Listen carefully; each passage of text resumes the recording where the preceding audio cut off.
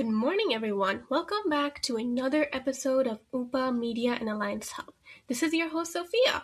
First of all, I would like to wish you all Eid Mubarak.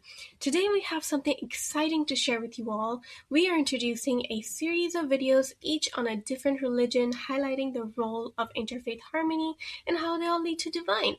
So let's dive into this episode on the topic of Zoroastrian history, mythology, and religion on the auspicious occasion of Navroz.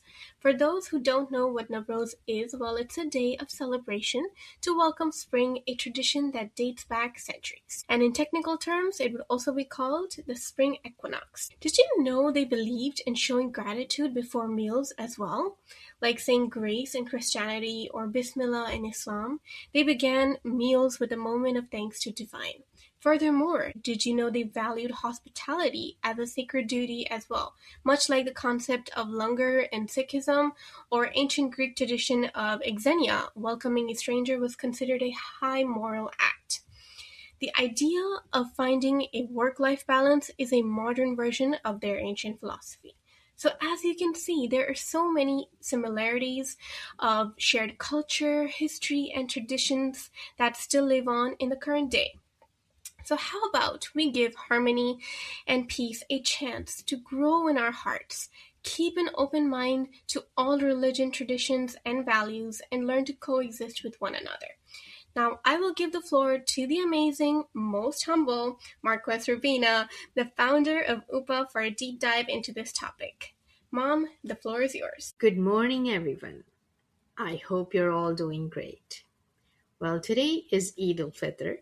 So first of all, I would like to wish all the Muslim communities around the globe who are celebrating Eid a very happy Eid Mubarak.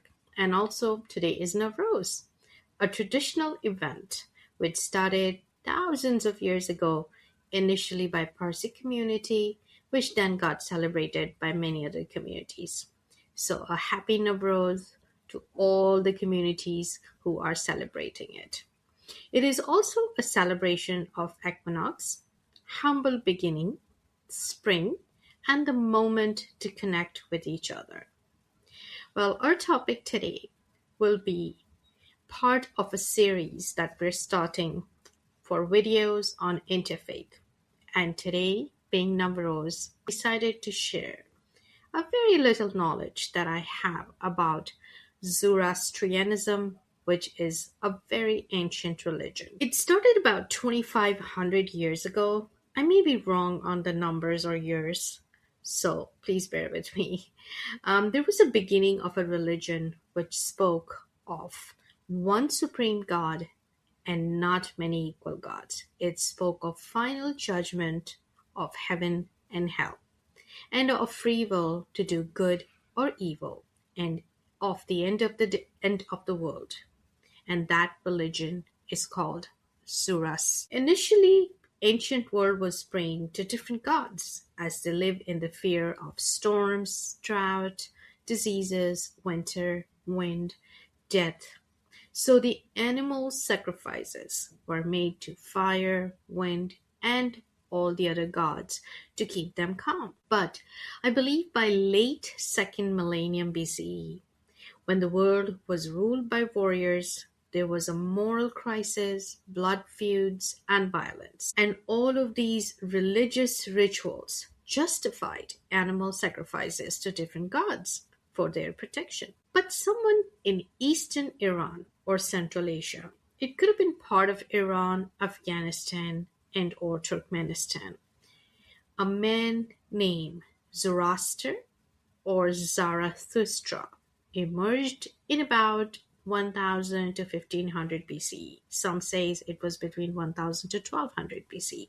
I'm not sure. He was a simple man born in priestly family, and at the age of 30, he encountered a divine being, which he called Ahura Mazda, supreme singular force, which was cosmic, which embodied truth, hope, order, moral clarity, and righteousness. And after that, he made humanity understand that the good and evil is not equal, and the future of the universe depends on human choices, and that is where it all began. He rejected animal sacrifice and the hymn praising different deities or different gods, which was where, according to him, was protecting warriors instead of protecting or bringing justice to humanity. The wise prophet Zoroaster taught in the times of lies, chaos, violence, destruction, and corruptions that humans were supposed to have morality at the center of their core. In every good thought, good word, and good deed could change the fate of the universe. And he made this teaching through Gatha as a part of edited Avesta, which is a sacred Zoroastrianism text. Now, in early days, around 1st millennium BCE, he found a ruler, finally, who was willing to listen, and his name was Vishatra. The belief is that he was a regional ruler, and I believe that Zoroaster's ideas became part of the ruler's law of living and the organized warfare rules or law, which replaced the old customs. Ideas started crossing kingdoms. And in 550 BCE, when the Cyrus took over Iran through the legitimacy, he allowed exiled Jews to return back home. He implemented most of the laws of the Zoroastrianism centrally, not just regionally, but centrally, which were initially adopted by the regional ruler Vishatra. Cyrus always acted as a servant of God and not as a violent ruler. And people say it seems that his ruling was deeply inspired by the Zoroastrian idea of justice, righteousness, and morality. Eventually, Zoroastrianism became an official faith which helped shape kings and kingdoms, presented their ideologies, which became laws to govern the civilization. It helped introduce the concepts of angels, demons, Satan, apocalypse, paradise, hell. All of these ideas passed through this ancient faith. Now, in about 522 BCE, King Darius I took over the throne and officially used many of Zoroastrian sacred text or inscription as his source of authority, and it became a symbol of truth, light, and divine presence. And then around 224 to 651 CE, Sasanian kingdom standardized Zoroastrianism as a religion that was followed state-wise. And their Avesta was also edited and accepted as their sacred script. But if we do the comparison of Zoroastrianism with other religions, we will see they believe in each soul upon dying will cross Shivnet Bridge, where good and bad deeds would be weighed, just like a bridge of Sirat in Islam. And Zoroaster teaching was that upon crossing that bridge, it will widen for the righteous to go to the house of paradise, and for the wicked, it would drop them down to the house of lies. But they also believe that the punishment won't be eternal, just like many other religions. And at the end times, Saoshyant would appear to destroy evil. Dead would be resurrected, and the universe will be purified. They coexisted with different religions like Judaism, Christianity, and Islam, as it's in the book of Daniel and the book of Revelation. They believe in good thought, good words, and good deeds. Their ancient ethical beliefs remain unchanged till today. They believe, just like Judaism, Christianity, and Islam, that the battle is between good and evil, and our choices matter. And most important, the fate of the universe depends on the choices we make.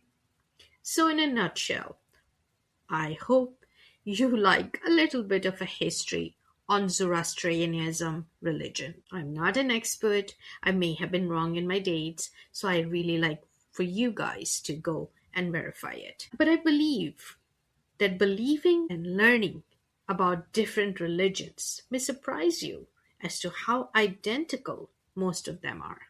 And believing in one God who is divine, supreme power, and we as his humble beings have to remain righteous, truthful, loving, kind, and hopefully learn to coexist in harmony. That's all I'm asking all the people of love and light, wherever you are, to believe and have faith that one day truth shall win. With that, I would like to end my podcast and always remember love is the most noble thing in the world. I wish you all a great journey. Goodbye. Wow, that was quite insightful, Marquess Rubina. Thank you so much for sharing your wisdom with us. She truly has a gift for making ancient stories touch the heart and not just the mind. It's been such an honor to share her voice with you today. So let's not keep hatred and grudges in our hearts. With that in mind, let history be forgiven and forgotten. And let's embark on a journey to start a new chapter, to respect each other's religion and learn to live with interfaith harmony to bring peace and joy for generations to come. Thank you so much for tuning in and spending more time with us. We are truly grateful. Until next time, ciao!